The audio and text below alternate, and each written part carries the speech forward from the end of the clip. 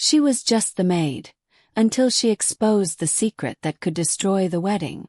The moment Amara opened that drawer, she knew her life was about to fall apart. A missing diamond bracelet, a furious fiancé, and only one person to blame. But there was a problem. Amara had never touched that drawer in her life. Ethan Cole stood in the doorway, torn between the woman he loved and the woman he trusted. What he found 3 days later would make him question everything he thought he knew about the woman wearing his ring. Welcome back, everyone, to another emotional story where every secret has a consequence and every choice can change a life.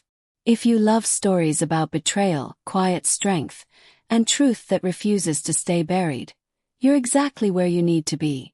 Where are you watching from tonight? Drop it in the comments, and stick around because this one is going to stay with you. Amara Johnson had been working at the Cole estate for 11 months, and in that time, she'd learned the rhythm of the house better than she'd learned the rhythm of her own apartment. She knew which floorboard creaked outside the study. She knew Ethan Cole took his coffee black before 6 a.m. and with cream after. She knew the fastest way to get red wine out of silk without leaving a shadow of a stain. What she didn't know, what she couldn't have known, was that her quiet, careful life was about to be turned upside down by a woman wearing a 5-carat engagement ring. The Cole estate sat on 12 acres outside Charleston, a sprawling white house with columns that looked like something out of a movie. Ethan Cole had built his fortune in real estate development by the time he was 30, turning a modest inheritance into a portfolio worth 9 figures. He was 36 now, sharp-eyed, soft-spoken, the kind of wealthy man who still remembered the names of everyone who worked for him. He'd met Vanessa Whitmore at a charity gala 18 months earlier. She was beautiful in the effortless way that made people stop talking mid-sentence when she walked into a room. Blonde, polished, always dressed like she was one photograph away from a magazine cover. She laughed at his jokes. She remembered small details about his life. She made him feel like the luckiest man in Charleston. Amara had noticed things, though. Small things. The way Vanessa's smile would flatten the instant Ethan looked away. The way she spoke to the staff, sweet as sugar when he was in earshot, clipped and cold the second he left the room. "Amara, darling, could you press my blue dress again? You missed a wrinkle," Vanessa said one Tuesday morning, holding up a dress that was, in fact, perfectly pressed. "Of course, Ms. Whitmore," Amara said, taking the dress without argument. She'd learned a long time ago that some battles weren't worth fighting, especially not battles she couldn't win. Amara had her own reasons for keeping her head down and doing her job well. Her mother back in Savannah was recovering from a hip surgery, and the money Amara sent home every month was the difference between her mother resting properly and her mother pushing through pain because she couldn't afford not to work. This job, steady, well-paying, respectable, mattered more than Amara let anyone see. Ethan liked Amara. He respected her work, the quiet competence she brought to every task, and more than once he'd caught himself thinking that she carried herself with more grace under pressure than half the people at his business dinners. He never said this out loud. It wasn't his place, and besides, Vanessa had made it clear, in her own subtle way, that she didn't love hearing the staff praised. "You're too nice to her," Vanessa said one evening, watching Ethan thank Amara for a meal well prepared. "You'll spoil the help. She works hard, Vanessa. That's all it is." Vanessa smiled, but something behind her eyes didn't move with it. "Of course, sweetheart. I just don't want people taking advantage of your generosity." It was a small comment, the kind of thing that could be forgotten by morning. But it planted something, a seed of a thought that Ethan didn't even realize was growing. 3 weeks before the wedding, the trouble began. Vanessa's grandmother's bracelet, a family heirloom insured for nearly $200,000, 3 rows of diamonds set in white gold, had been sitting in Vanessa's jewelry box for the past 6 months, waiting for the big day. It was supposed to be this something old she wore down the aisle. On a Thursday afternoon, Vanessa came storming down the grand staircase, her face pale and furious. "It's gone," she said, her voice shaking. The bracelet is gone. Ethan came out of his study immediately. What bracelet? My grandmother's bracelet, Ethan. I went to check on it and the box was empty. Vanessa's eyes swept the hallway and landed, with startling precision, on Amara, who was folding towels near the linen closet. Nobody else has been in that room. Nobody except the housekeeper. Amara felt her stomach drop.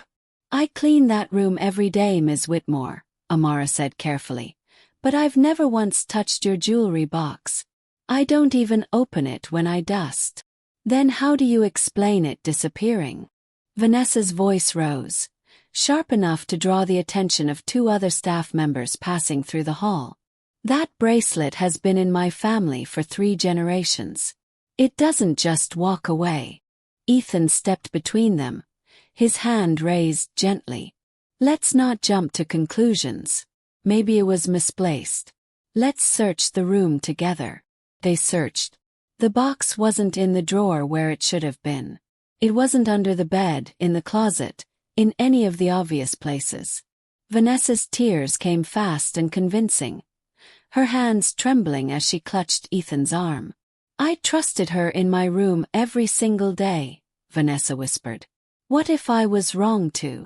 Ethan looked at Amara, and for the first time in 11 months, there was a flicker of something new in his eyes. Not accusation exactly, but doubt. And doubt, once it takes root, has a way of growing roots of its own. That night, alone in her small apartment, Amara sat at her kitchen table and stared at her phone, debating whether to call her mother and tell her what had happened. She decided against it. There was nothing to tell yet. Nothing but a missing bracelet and a look in Ethan Cole's eyes that hadn't been there yesterday. She didn't know it then, but somewhere across town, in a storage unit rented under a name that wasn't her own, Vanessa Whitmore was hiding something far more valuable than a bracelet. A secret that, if it ever came to light, would end everything she'd worked so carefully to build. By Friday morning, the whispers among the household staff had turned into something louder. Amara could feel it every time she walked into a room. Conversations that stopped a half-second too late, glances that slid away before they could meet hers. Vanessa hadn't accused her outright. She was smarter than that. Instead, she planted small comments, dropped in front of Ethan like breadcrumbs. I'm not saying it was her, Vanessa said over dinner that evening, twirling her wine glass. I just think it's strange that nothing like this ever happened before Amara started working here. She's been with us almost a year, Vanessa, Ethan said, though his voice had lost some of its earlier certainty. Nothing's ever gone missing before. Maybe nothing's gone missing before because nothing valuable enough was left out before. Vanessa reached across the table and took his hand. I just want to be careful. This is a big house, Ethan. People we don't fully know have access to everything we own. It was a masterclass in doubt. Never a lie outright. Just enough uncertainty sprinkled into every sentence to make Ethan second-guess a woman he'd trusted for nearly a year. That Saturday, Ethan asked Amara to stay behind after her shift. I need to ask you something, he said, and Amara could hear the discomfort in his voice before he even finished the sentence. About the bracelet. I understand, Amara said quietly. You can ask me anything. Did you take it? The question hung in the air between them. Amara looked him directly in the eye. Not with anger, not with the defensiveness he might have expected, but with a steadiness that surprised him. No, Mr. Cole. I did not take your fiancée's bracelet. I've worked in this house for almost a year, and in that time I've never taken so much as a paperclip that wasn't mine. I need this job. I have a mother back home who depends on the money I send her. I would never risk that for a piece of jewelry, no matter how valuable. Ethan studied her for a long moment. Something about the way she spoke, calm, unshaken, without a single crack in her composure, didn't match what a guilty person usually looked like. I believe you, he said finally, and Amara felt some of the tension leave her shoulders. But I need to figure out what happened. For both our sakes. That night, Ethan reviewed the security footage from the hallway outside Vanessa's room. The system had been installed 2 years earlier, mostly for insurance purposes on the estate's art collection, and it covered every major hallway in the house. What he found didn't clear anything up. It only deepened the mystery. The footage from the day the bracelet went missing showed Amara entering the room at 10:14 a.m. to deliver fresh linens, exactly as she'd said. She was inside for less than 90 seconds. But there was something else in the footage, something Ethan almost missed on his first pass through. A shadow near the hallway's east window at 9:52 a.m., 22 minutes before Amara ever entered the room. A shadow that belonged to someone in a long coat, moving quickly, ducking out of frame before the camera could catch a face. Ethan rewound the footage 3 times, his pulse picking up. Someone else had been in that hallway before Amara. Someone who knew exactly where the cameras couldn't reach. He didn't tell Vanessa what he'd found. Not yet. The following Monday, a new complication arrived. Vanessa's college roommate, a woman named Claire Dunmore, came to visit for the wedding preparations. Claire was warm where Vanessa was polished, unguarded where Vanessa was careful, and within an hour of arriving, she'd already struck up an easy conversation with Amara in the kitchen. "You must be exhausted dealing with all this wedding chaos," Claire said, sipping the coffee Amara had made her. "It's been a busy few weeks," Amara admitted. "Vanessa's always been intense about her jewelry," Claire said, almost absent-mindedly, stirring sugar into her cup. "Back in college, she used to hide her things in the strangest places. She was always terrified of her roommates going through her stuff. I remember she used to sew little pockets into the lining of her coats just to hide cash and jewelry from prying eyes. Old habits, I guess." Amara froze for half a second, the comment landing somewhere important, though she couldn't yet say exactly why. Later that evening, alone in the linen closet, Amara found herself replaying Claire's words. A woman who hid valuables in the lining of her coats. A shadow in a long coat caught on camera 22 minutes before the theft was even noticed. It was a small detail. Circumstantial and proven, the kind of thing that could mean absolutely nothing. But it was the first thread Amara had found in a story that, until now, had only pointed toward her. She didn't know who to tell, or how to tell them without sounding like she was simply trying to save herself. But she knew one thing for certain. Someone in that house was lying, and it wasn't her. What Amara didn't know yet was that Vanessa had already begun planning her next move, one that would push the maid out of the house entirely before anyone had the chance to look too closely at the footage, or at her. The accusation came on a Wednesday, sharp and sudden, the way a storm arrives when the sky had looked clear only an hour before. Vanessa found Ethan in his study and closed the door behind her. Her face arranged into an expression of careful, practiced concern. "I found something," she said. "In the staff quarters. I wasn't snooping, I promise. I was looking for the seamstress and I saw it sitting right there on the dresser." She held up a small velvet pouch. Inside was a pair of diamond earrings. Not the bracelet, but a piece just as valuable, one that had gone unnoticed as missing until that very moment. "These are mine," Vanessa said. "From my jewelry box. I don't know how they ended up in Amara's room, but they did." Ethan's face went still. "You're saying she has your earrings?" "I'm saying I found them in her room, Ethan. I don't know what else to tell you." When Ethan confronted her, Amara felt the floor tilt beneath her feet. She had never seen those earrings before in her life. "I didn't take them," she said, her voice steady even as her heart pounded. "I don't know how they got into my room. Someone put them there." "Who would do that, Amara?" Vanessa asked, feigning gentle disbelief. "Who else has access to the staff quarters?" It was a fair question on the surface, and a devastating one underneath, because the honest answer was, almost everyone in the house did, including Vanessa herself. Ethan didn't fire her that day. Something held him back, the memory of the shadow in the security footage, the steadiness in Amara's voice when she denied taking the bracelet, the simple fact that in 11 months, he had never once caught her in a lie. But the pressure from Vanessa was constant now, a slow drip of doubt aimed directly at his judgment. "I don't feel safe in my own house," Vanessa told him that night, tears welling in her eyes. "Is that not enough for you to understand? I don't feel safe." That same week, Amara made a decision that would change everything. She began keeping a small notebook, writing down every strange detail she noticed. Times, dates, small inconsistencies in what Vanessa said from one day to the next. It wasn't much. It was the only thing she had. The turning point came from an unexpected place. Marcus, the estate's longtime groundskeeper, had worked for the Cole family for over 15 years.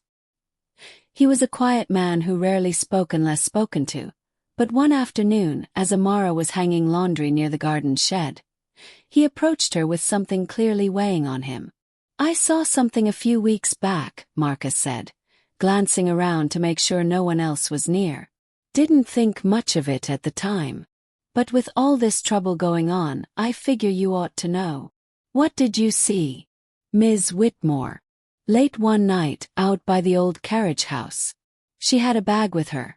Thought maybe she was just taking out trash, but she went into the storage unit her family keeps out there and stayed for near half an hour.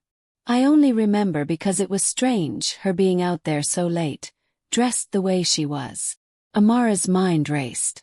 The carriage house storage unit belonged to Vanessa's family, a place Ethan rarely bothered with, since it mostly held old furniture and boxes from before the engagement. "Would you be willing to tell Mr. Cole what you told me?" Amara asked carefully. Marcus hesitated, clearly uncomfortable with the idea of stepping into a conflict that wasn't his. "I don't want any trouble." "I understand," Amara said. "But I think the truth matters more than staying comfortable right now." That night, Amara made her own decision. She wasn't going to wait around for Vanessa's next accusation to land. She was going to find out for herself what was really in that storage unit, and why a woman claiming to have lost her jewelry kept sneaking out to a building no one else ever visited. She had no way of knowing that what she'd find there wouldn't just clear her name. It would unravel everything Vanessa Whitmore had built her entire relationship on. Amara waited 3 days before she found her chance. Ethan had left for a business trip to Atlanta, and Vanessa, believing the house belonged entirely to her in his absence, grew careless in a way she hadn't been before. On Thursday evening, Amara watched from the kitchen window as Vanessa made her way toward the carriage house again, a canvas bag slung over her shoulder, moving with the quick, practiced steps of someone who had done this many times before. Amara didn't follow her that night. Instead, she waited until the following afternoon, when Vanessa left for a spa appointment in the city, and made her way to the carriage house herself. The storage unit wasn't locked, a small oversight that told Amara Vanessa had never expected anyone to come looking. Inside, past the old furniture and dust-covered boxes, Amara found a smaller storage container tucked behind a stack of moving boxes. Inside it, a receipt from a Charleston pawn shop, dated 3 weeks before the bracelet went missing. A ledger, handwritten, tracking numbers that didn't make sense until Amara looked closer and realized they were gambling debts. Thousands of dollars, some circled in red, some crossed out entirely. And beneath the ledger, wrapped in a soft cloth, the missing bracelet itself, along with 3 other pieces of jewelry Amara recognized from Vanessa's collection. Amara's hands were shaking as she photographed everything with her phone. This wasn't about a maid stealing jewelry. This was about a woman drowning in debt, quietly selling and pawning her own family's heirlooms to cover losses she couldn't explain to her billionaire fiancé, and using an innocent housekeeper as cover when the losses became too obvious to hide. The gambling had started, Amara pieced together from the dates and amounts in the ledger, almost a year earlier, not long after Vanessa and Ethan had gotten engaged. High-stakes card games in private rooms across Charleston and Savannah, the kind that didn't show up on any bank statement Ethan might casually glance at. Vanessa had been selling pieces from her own jewelry box one at a time, replacing the real bracelet's absence with a story about theft, and needed a scapegoat close enough to be believable. Amara left everything exactly as she found it and drove straight to a small print shop, where she made physical copies of the photographs. She wasn't about to trust something this important to a phone that could be lost, damaged, or worse, quietly deleted. When Ethan returned from Atlanta 2 days later, Amara asked for a private conversation, something she had never done in 11 months of employment. "I need to show you something," she said, sliding the printed photographs across his desk. "And I need you to know I only went looking because I had no other way to prove I was telling the truth." Ethan's face changed as he flipped through the images. Confusion first, then disbelief, then something harder and colder as the pieces clicked into place. The pawn shop receipt. The ledger. The bracelet, sitting exactly where Vanessa claimed it had been stolen from her. Hidden in a storage unit she alone had access to. "This can't be right," he said quietly, though the tremor in his voice suggested he already believed it. "I wish it wasn't," Amara said. "I know this isn't my place. But I couldn't keep letting people believe I did something I didn't do." Ethan sat in silence for a long moment, staring at the images spread across his desk. 11 months of trusting the wrong person, weeks of doubting the one person who had never given him a single reason to doubt her. "Thank you," he finally said, "for telling me. For not just walking away." That evening, Vanessa returned home to find Ethan waiting for her in the study, the printed photographs laid out on the desk between them like evidence at a trial. Her face went white the moment she saw what he was holding. "Ethan, I can explain." "Then explain," he said, his voice quieter than she'd ever heard it, which somehow made it more frightening than if he'd shouted. "Explain the pawn shop receipt. Explain the debts. Explain why my bracelet, my grandmother's bracelet according to you, was sitting in a storage unit you have the only key to." Vanessa's carefully built composure cracked for the first time since Amara had known her. And for the first time Ethan saw, clearly and without doubt, exactly who he had been about to marry. The confrontation that followed wasn't loud. It wasn't the screaming match one might expect from a betrayal this deep. It was quiet, controlled, and somehow that made it worse for Vanessa, who had spent 18 months building an image she now watched crumble in real time. "I never meant for it to go this far," Vanessa said, her voice cracking. "The gambling started small. I thought I could win it back before anyone noticed. And then it got out of control and I panicked and Amara was just..." She stopped herself, but the sentence hung in the air anyway, ugly and complete. "She was just convenient," Ethan finished for her. "An easy person to blame because you assumed no one would believe her over you." Vanessa didn't answer, because there was no answer that wouldn't confirm exactly what he'd said. "I trusted you with everything," Ethan said. "My name, my family's legacy, my future. And you were willing to destroy an innocent woman's reputation. Her livelihood to protect a lie. Ethan, please. We can move past this. I'll pay it all back, I'll get help, You'll leave," he said simply. "Tonight.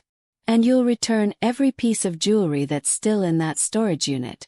Or I will involve the police myself." The wedding, scheduled for 3 weeks later, was quietly cancelled. Ethan issued no public statement, gave no interviews, made no attempt to drag Vanessa's name through the mud the way she had tried to drag Amara's. He believed, in the end, that dignity mattered more than revenge, a belief he'd learned, without quite realizing it, from watching how Amara had carried herself through the entire ordeal. Vanessa's family, once thrilled at the prospect of marrying into the Cole fortune, distanced themselves quickly once the truth about the gambling debts became known within their social circle. She moved out of Charleston within 2 months, and the engagement ring, the one she'd worn like a crown for 18 months, was quietly returned by a lawyer in an envelope without a note.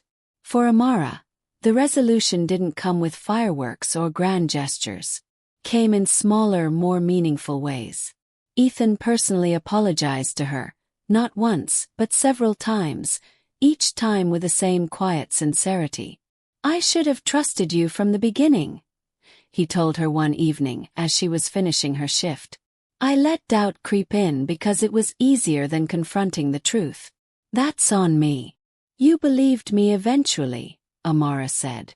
That matters more than you think.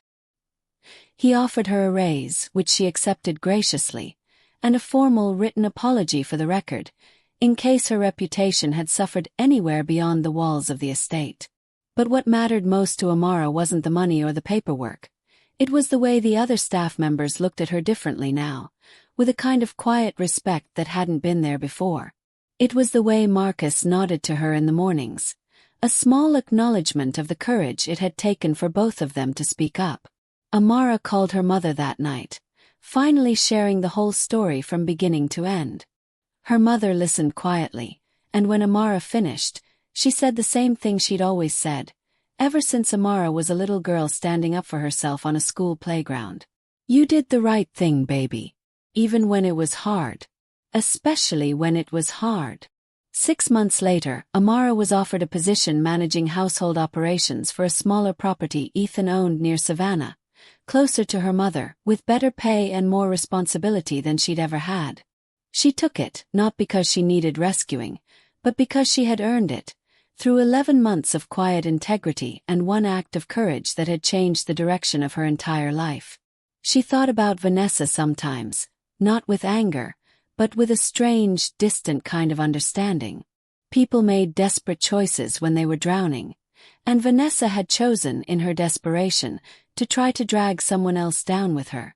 It hadn't worked, and in the end that was enough. The truth, Amara had learned, doesn't always announce itself immediately. Sometimes it takes patience and quiet observation, and the courage to keep looking even when everyone around you has already decided who's guilty. But it comes. Eventually, it always comes.